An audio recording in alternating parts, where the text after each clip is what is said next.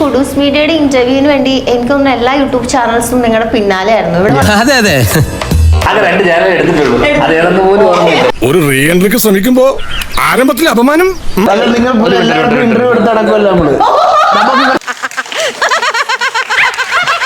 എങ്ങനെ ഉണ്ടായിരുന്നു ഇവരുടെ കൂടെ? നല്ല എക്സ്പീരിയൻസ്. എന്തോ കുത്തി പറയുന്ന പോലെ എനിക്ക് ഫീൽ ചെയ്യുന്നുണ്ട് കേട്ടോ. ഗംഭീരമായിരുന്നു. അല്ല, എന്തെങ്ങനെയൊക്കെ പറയണേ? പിന്നെ ഞാൻ എങ്ങനെയൊക്കെ പറയണം? ഇവരുടെ ഞാൻ അങ്ങനെ അധികം റീൽസ് ഇവരുടെ കണ്ടിട്ടില്ല. അവിടെ വെച്ചിട്ടാണ് ആദ്യമായിട്ട് കാണുന്നത്. നിങ്ങളുടെ പടം പോകില്ല. അവരെ പല്ലെറിഞ്ഞിട്ട് കാര്യമില്ല.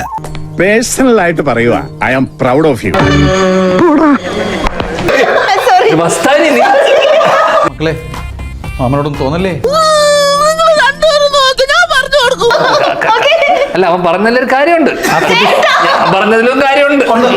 ഇനി ഞാനൊരു സത്യം പറയാം. തുറന്ന എന്തെങ്കിലും എടുത്ത കുത്തി കയറ്റി തന്നെ വായിക്കാത്ത ആ കുട്ടി ചിരിച്ചാലും കാര്യമുണ്ട്.